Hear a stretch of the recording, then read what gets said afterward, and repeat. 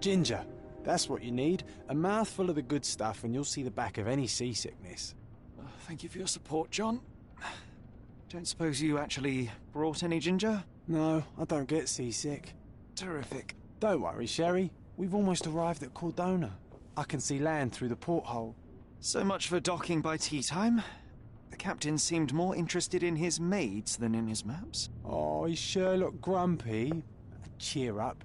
We're back where we grew up. It's exciting. What's changed? What's the same? Ugh. I'm starting to question whether the weeks-long journey was worth it. Travelling all this way, enduring this indignity simply to visit a grave. Even if it is my mother's. Ah, that's just Mycroft's nonsense, still rattling around in your head. Try to forget what he said. I have. I believe it was that this is a performative farce, a feeble excuse to avoid responsibilities, and that there was nothing to be gained from it. You needed to do this. Enough of the self-pity and doubt. So we're a little late. What of it? We'll retire to the hotel and visit her in the morning. It'll be worth it. Thank you, John. And if you want to notify the captain's wife of his indiscretions, I will not stand in your way. Ah, at last. I'm quite ready to get off this cursed boat. Come on. We'll go together.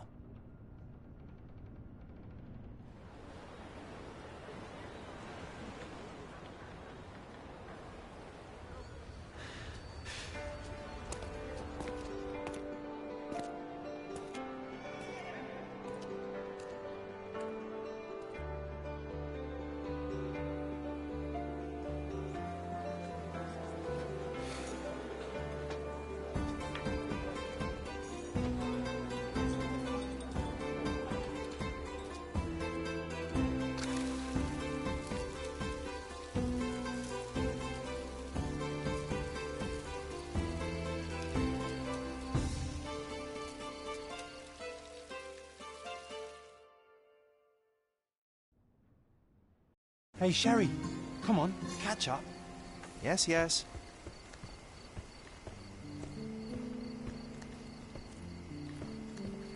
Sherlock, don't get lost in this huge garden. Follow the sound of my voice.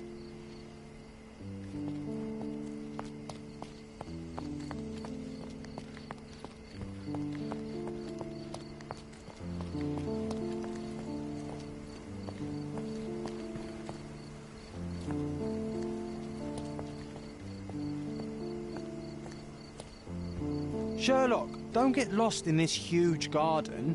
Follow the sound of my voice. Welcome to Il Palazzo de Lusso, sir.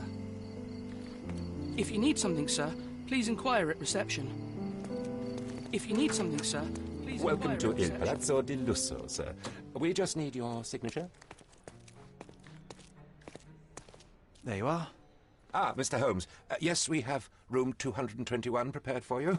I see it was reserved for 2 people. Would you like a second key? Oh, no, I think we'll stick together. Very good. Rooms are upstairs, sir. Welcome to Cordona. Hurry up, Sherlock. I want to see our room. I hope there's a balcony with a view. Hurry up, Sherlock. I want to see our room. I hope there's a balcony with a view.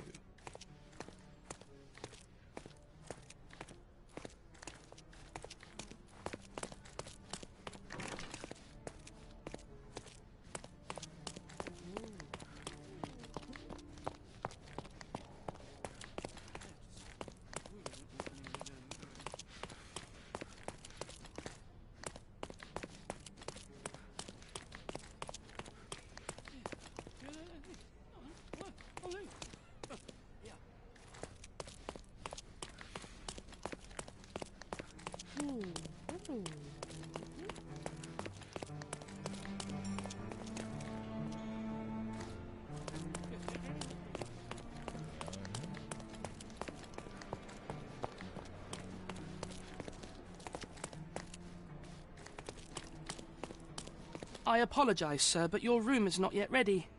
Perhaps, in the meantime, you would like to relax in the foyer? Tonight, the restaurant is offering a complimentary marlin ceviche to all our guests. Let's check what they have on offer.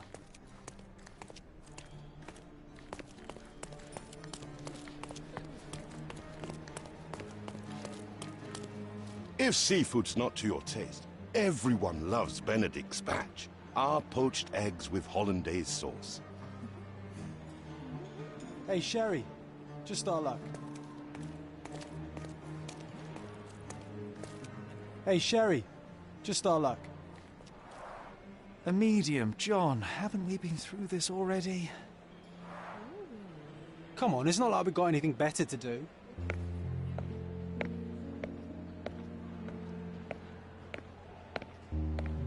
Excuse me, sir, but I believe Mr. Galich is conducting a séance at the moment. Perhaps you'd care to have your portrait drawn while you wait? Why? Pardon me? Why should I sit for a portrait? Sir, it's art. It doesn't need a why. It is its own justification. All things require justification, be they objects, systems, or beliefs. How about art as the lens through which we see the truth of the world? That's backward. Truth is not subjective and not complicated. It's just the truth. It either is or it isn't. You do not need a lens to see it, just an open mind. Ha! That seems rather close-minded. Truth, like beauty, is in the eye of the beholder. So tell me, what do you see? Mediocrity.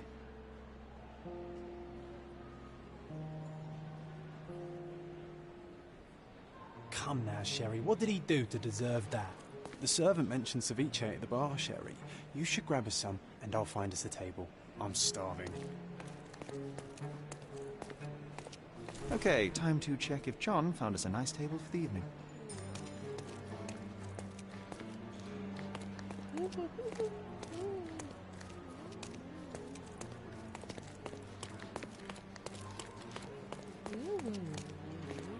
Sherry, I'm over here with my new Ursine Cordona's even quieter than I remembered. It's going to be a long evening. Ah, come now, Sherry. What say we amuse ourselves with a little game? What were you thinking? Oh, promise me it isn't nonsense.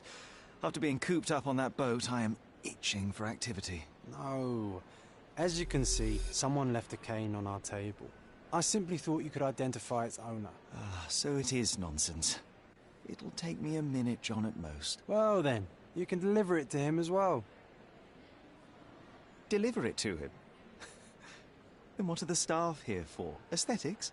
Stubborn, Sherry, too stubborn. You wanted something to do. Slapping oneself in the face is also something to do. That doesn't make it worthwhile. But all right, let me take a look.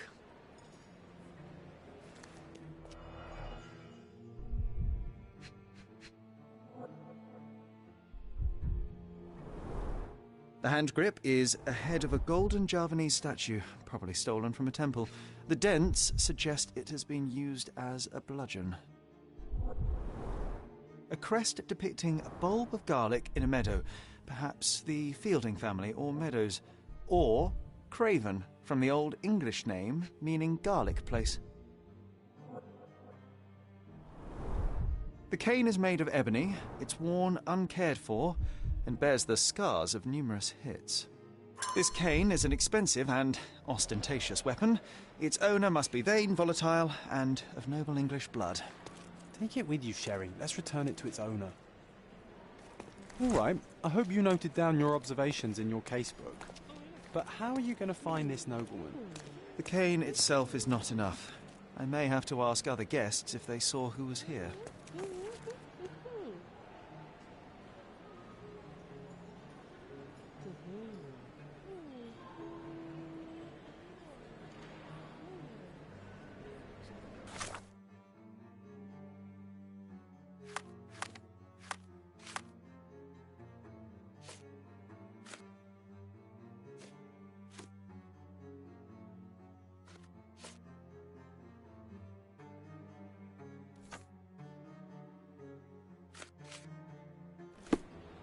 Are you able to help me? I'll help you, sir. You have my full attention.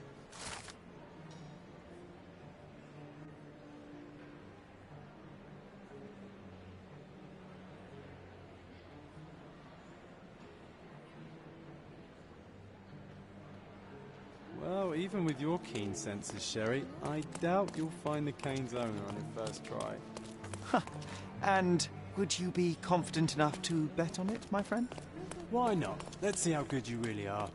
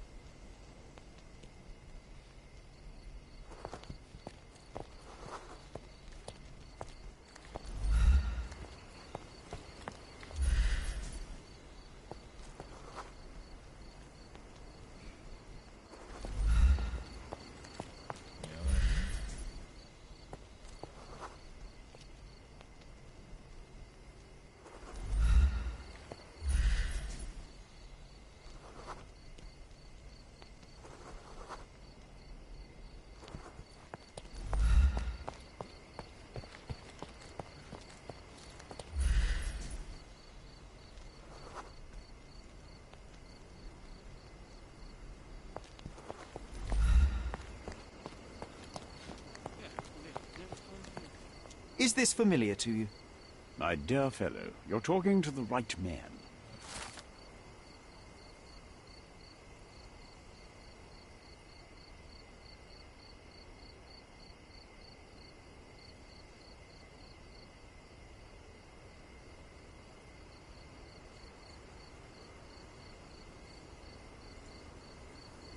Hey, Sherry, don't we now have the perfect excuse to visit the seance?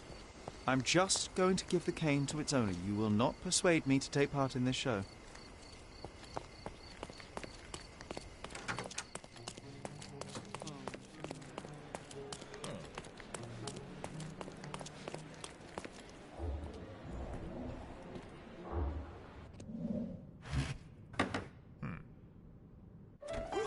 This hotel, this island, it's full of thieves. First my cane, now the diamond. Take your hands off me! Do you even know who I am?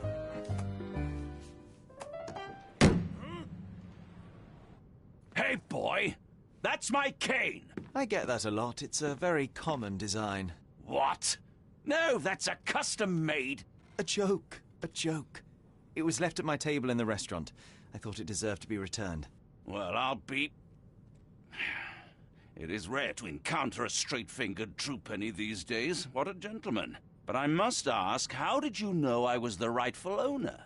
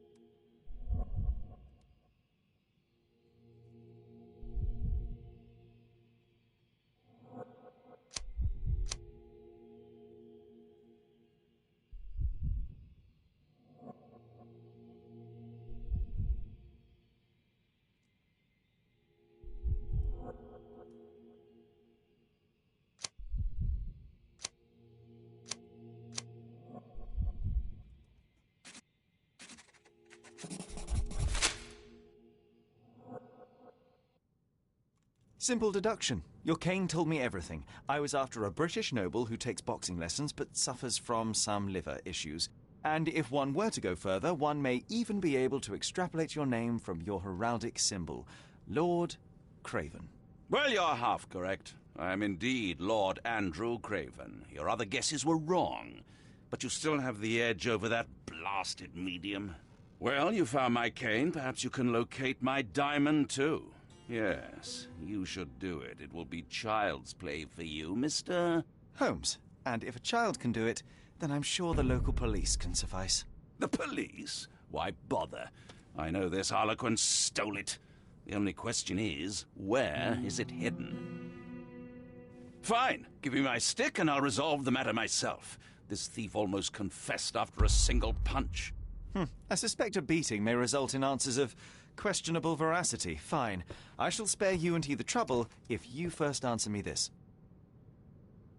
You insist the medium robbed you during the séance. But what occurred exactly?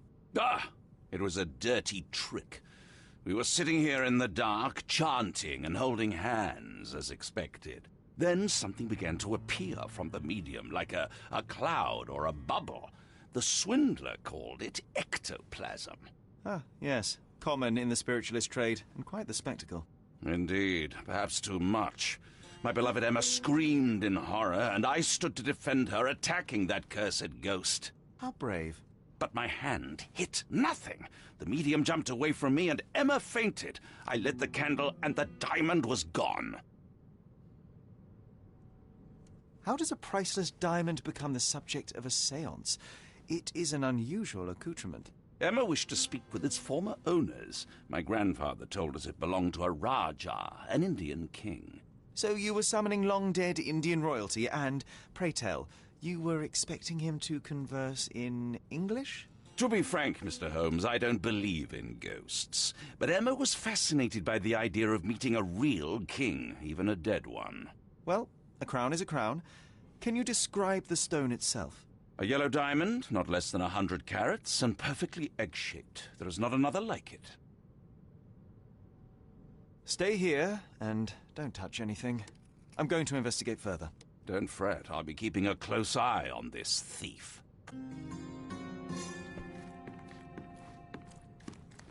Oh, I love the ambience. Nice and creepy. Thank you for helping us resolve the situation, sir.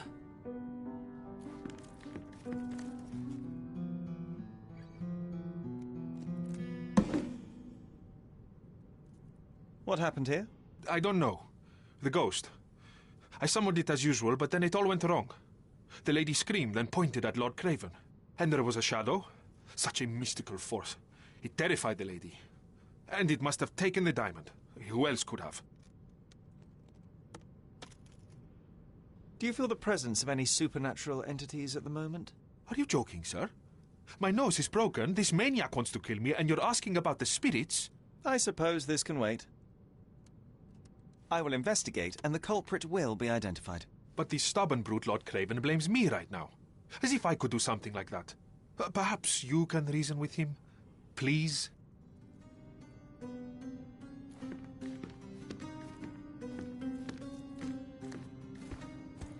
Pale skin, quickened pulse, unsteady breathing.